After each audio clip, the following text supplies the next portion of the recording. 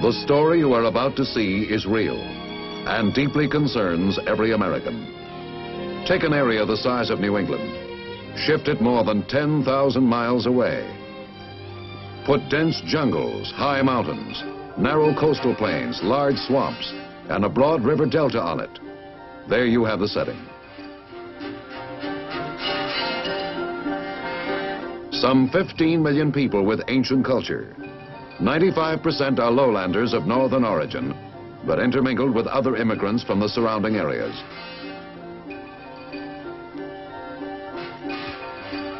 And the balance, highlanders of confused racial mixtures. There you have the cast. And the time is now. But what is America's part in this story? Perhaps we may find the answer in the ringing words of Franklin Delano Roosevelt. There is a mysterious cycle in human events. To some generation, much is given. Of other generations, much is expected. This generation of Americans has a rendezvous with destiny. And we have come to another rendezvous, this time in Vietnam.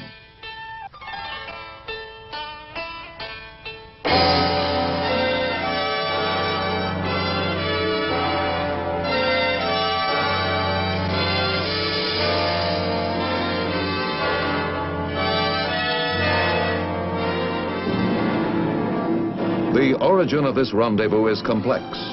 It begins perhaps in 1863, when the first province of what is now Vietnam was annexed by France. Within 20 years, the whole of modern Vietnam had become a French protectorate. The urge for national independence, which never died, emerged in force towards the end of World War II, and the communists took advantage of it. Thus, the returning French army found itself engaged in another war. But this was a war without front lines, and to many soldiers, seemingly a war without end.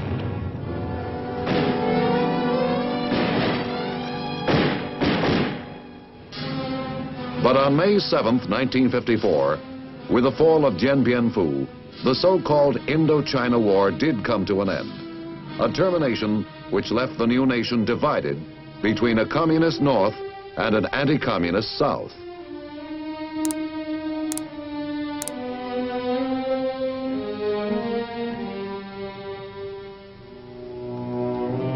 As the military forces of the communist North, the Viet Cong, began to infiltrate the South in ever-increasing numbers, the situation called for a major decision by the United States. Here was a government on our side, ruling a country with some of the world's richest rice fields and a strategic location affecting the whole of Southeast Asia. What began as a revolution for national independence had been converted into another battlefield of the Cold War through the coercive terror and false promises of communism.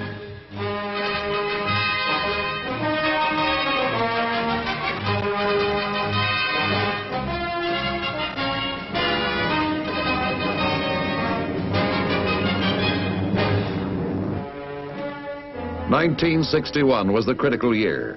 And our decision was that the anti-communist portion of Vietnam must get our full support. And so we came to Vietnam, Americans from the Army, the Air Force,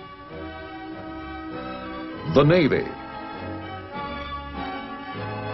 the Marine Corps, and civilians too, to advise and assist the government of South Vietnam. We face a rugged environment harboring an invisible enemy. Swamps, mountain, and jungle provide the communist with an almost impregnable fortress. The native population, persuaded by false promises or stricken with terror, becomes the enemy's human shield. And too often the stolen fruits of their hard labor become the enemy's principal line of supply.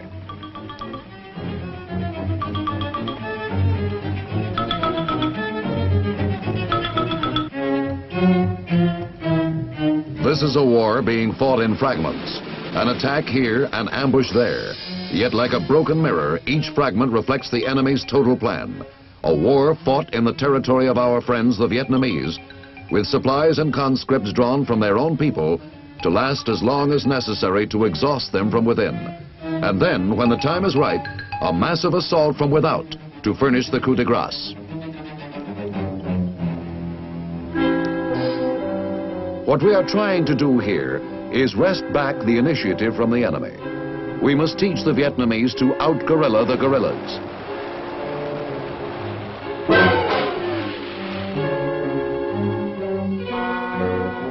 With skills and tactics developed by United States Special Forces experts at Fort Bragg in the United States, Vietnamese Rangers now can match the enemy at his own game.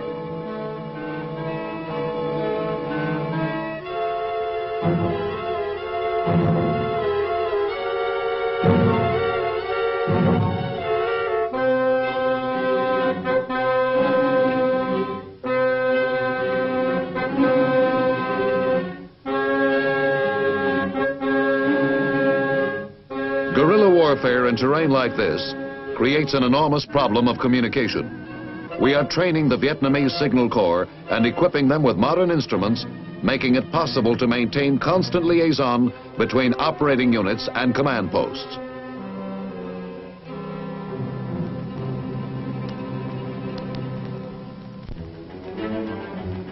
There are many here, Americans and Vietnamese, who believe that better communications are the key to the problem. Their improvement is gradually depriving the Viet Cong of opportunities to apply overwhelming force to isolated villages and outposts, unable to summon help.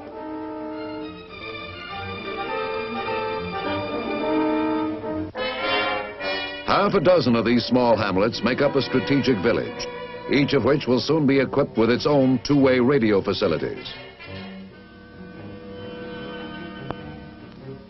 Improved communications are thus an important part of the plan to make every Vietnamese hamlet and village strategic. And by strategic, they mean capable of resisting armed attack.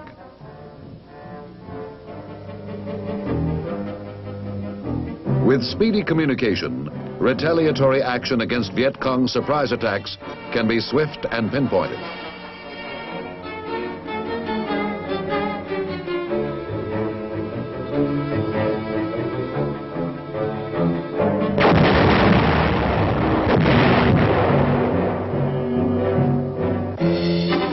Tanks are at present of only limited usefulness in Vietnam, but their presence helps keep roads open and provides protection for convoys.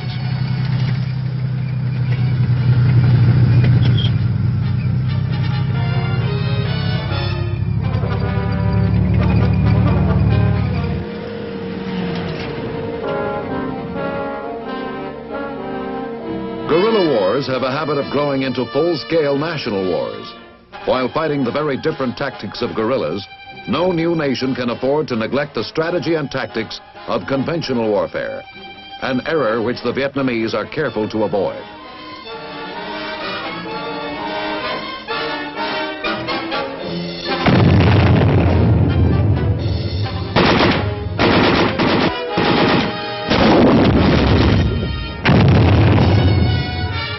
The moment conventional science and tactics are neglected, guerrillas with foreign-based communist sources of supply are quick to convert to full-scale modern warfare. To prevent this, the Vietnamese, with American advice and equipment, maintain a well-trained, well-equipped conventional force while dealing with the immediate problem of the elusive jungle-based guerrilla.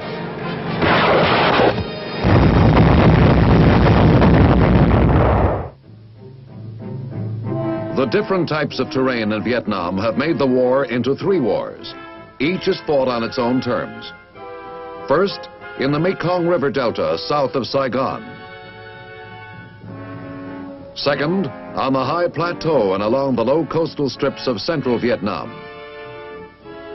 And third, in the jungles of northern mountains, which run into the area held by the Red regime of Ho Chi Minh. The rich and fertile land of the Mekong Delta is a flat country with 2,500 miles of waterways crisscrossing vast tracts of rice paddies and mangrove swamps. American-trained and equipped Vietnamese naval units patrol the canals and rivers to bring security to remote villages.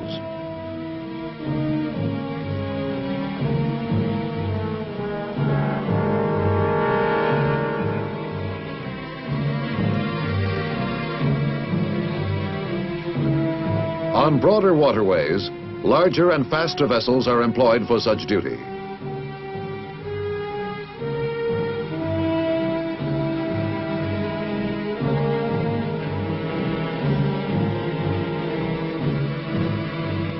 The long coastline of Vietnam presents a standing invitation to communist infiltrators. The seas of Southeast Asia are alive with junks, any one of which may be attempting to land communist agents or supplies. An extensive junk fleet of its own is maintained by the government of Vietnam to intercept and inspect all suspicious vessels.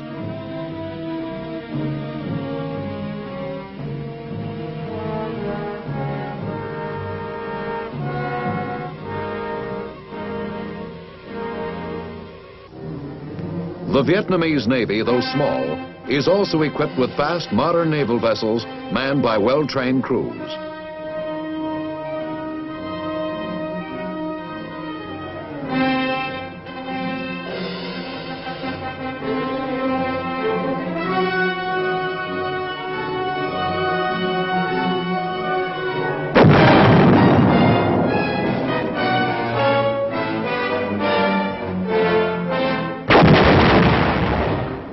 Vietnamese Marines, increasingly well-versed in United States military tactics, coordinate their power and skill with land and air forces in attack and pursuit.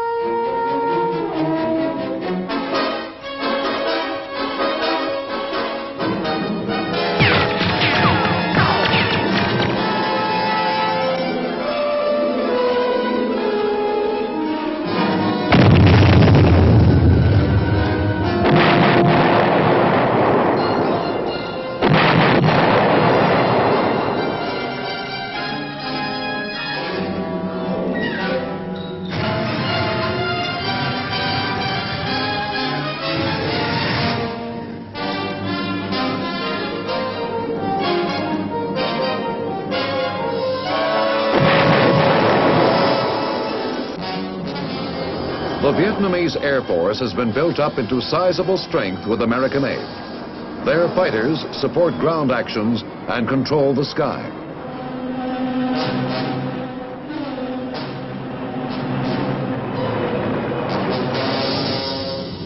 Their transport craft drop troops and supplies to keep the Viet Cong on the run, to trap them in a net.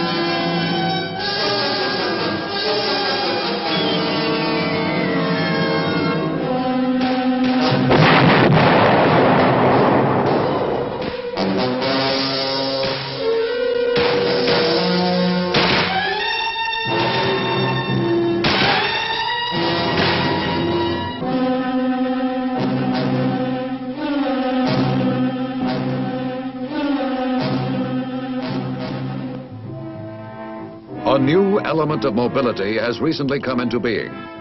The increasing use of American transport helicopters has made the enemy reluctant to travel or attack in large numbers. With the elusive Viet Cong moving stealthily through the swamps from concealed bases, speed is of utter importance in tracking down the attackers. Helicopter operations depend for their success on close coordination between Vietnamese regular army personnel, local intelligence sources, and American pilots.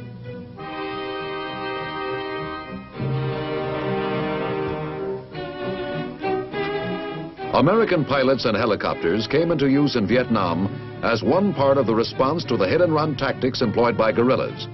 The Americans' mission is not a combat mission, but one of transporting officers and fighting men of the Vietnamese army to places of sudden emergency.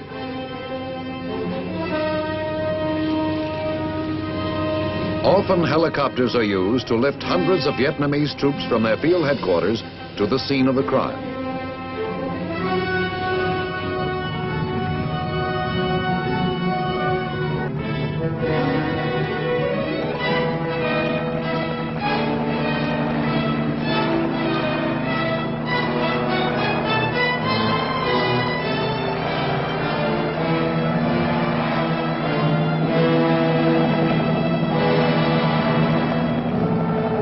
It is often a hazardous form of flying, but if remote villages are to be protected from guerrilla terrorists, it's a job which must be done.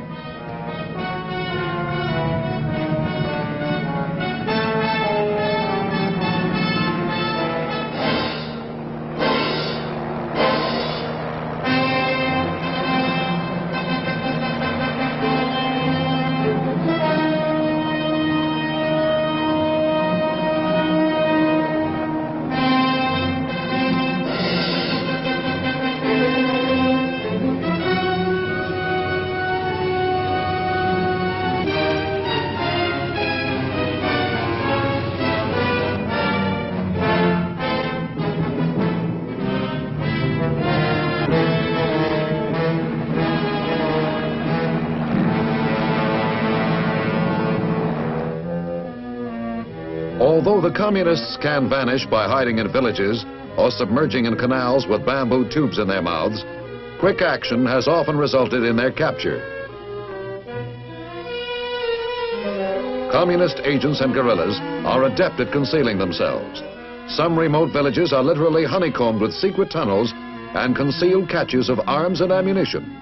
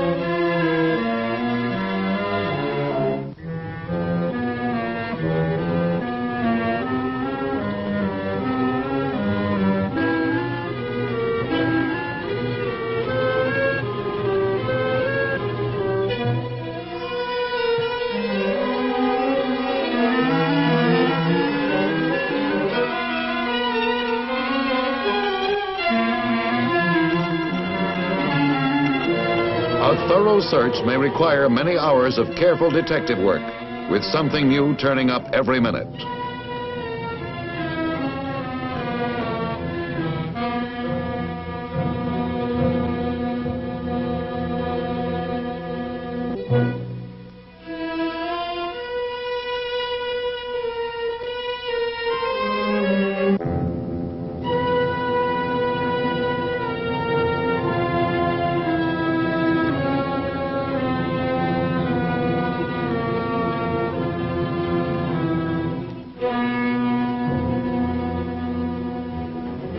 Helicopters also deliver supplies to isolated defenders in their mountain redoubts.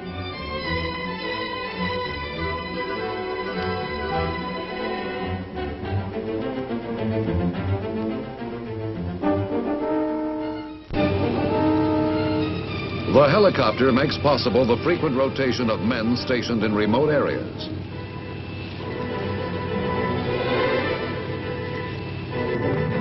And for men in lonely outposts, baskets of chickens, ducks, and pigs dropped from heaven make all the difference between bare existence and a reasonable life.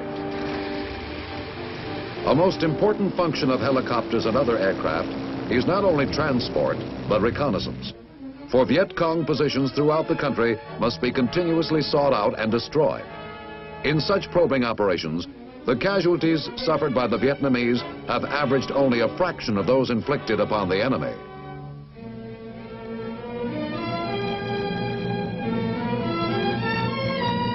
As one American advisor has said, everywhere in Vietnam, the main problem is mobility. As the Vietnamese Civil Guard becomes increasingly well-trained, they are able to free the regular forces for action in the field by taking over many of the static defense jobs. They guard bridges, rivers, and roads, and generally keep order and security in rear areas. In central Vietnam, nearly 40,000 square miles of sharp slopes and rugged mountains are some 10,000 square miles of flat farmland. Of it, none is more important than the Central Highlands. The Communist General Giap has said, to seize and control the highlands is to solve the whole problem of South Vietnam. It is a region which has been the object of the furious and incessant communist attacks. Today, however, American help in planning Vietnamese counteroffensives and an intensive program of psychological warfare to win the peasants has begun to slow the communist momentum.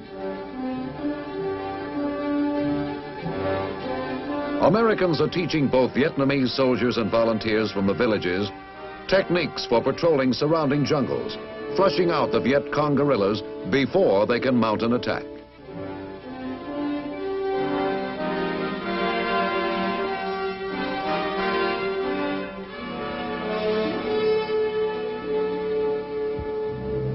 In the jungles of Vietnam, guerrillas do not depend entirely on smuggled or stolen weapons. Using local materials and primitive traps, they can make life extremely dangerous for the unwary traveler.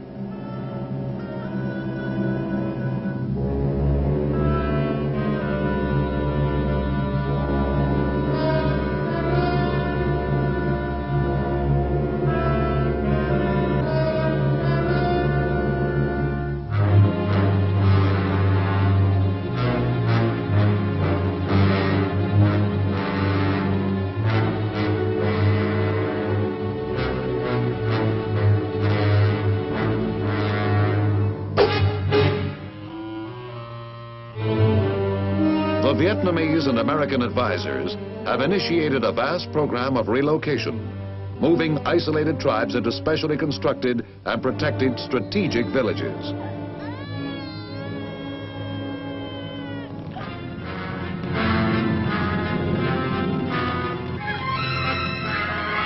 The arguments are strong enough, for the defenseless fall easy prey to communist terrorism.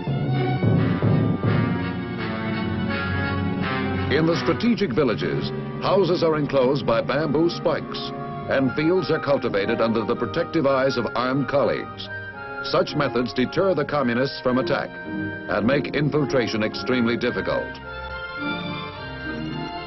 These newcomers are being trained by teams of Vietnamese and Americans, both military and civilian, to both rule and defend themselves. As the word spreads, thousands of these mountain people come down voluntarily. They burn their old houses and bring with them their livestock and personal belongings because they are tired of Viet Cong extortion.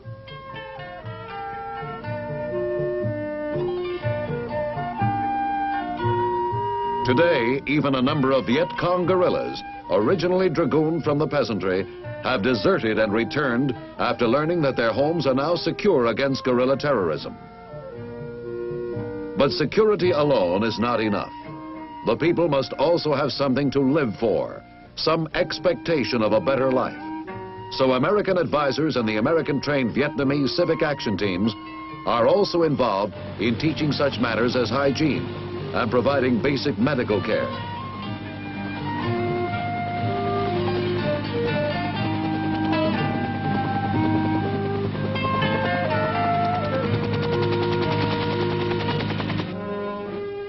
For intelligence work, the eyes and ears of the mountain tribesmen are invaluable. As American Vietnamese teams win them over to active collaboration with the free world, the situation of the communist guerrillas becomes ever more precarious. Our largest effort, however, remains the technical military advice we give to troops in the field and to the faculty and students of Vietnam's excellent military schools and training centers.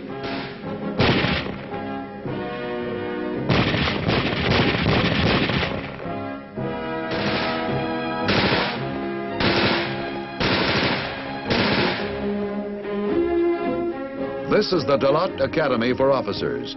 In its 4-year course, the cadets learn not only tactics, but also science, mathematics, and the humanities.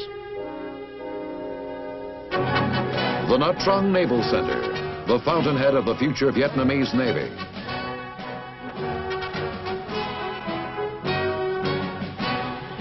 The Nha Trang Air Training Center, for training pilots, navigators, and ground crews.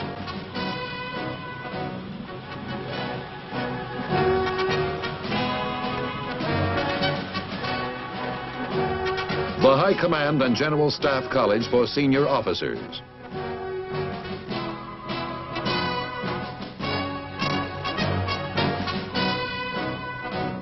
Perhaps the American Military Assistance Program will leave its permanent mark by helping in establishing modern military schools in this country.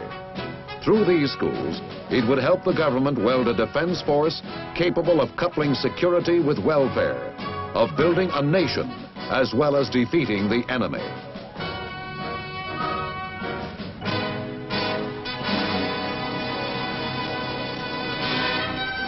What leads us to our rendezvous with destiny in Vietnam is our deep concern with friendly nations everywhere, whenever they face communist subversion and aggression. As they continue their fight, we also help them to build, so that they will emerge out of their present struggle a strong and independent member of the free world.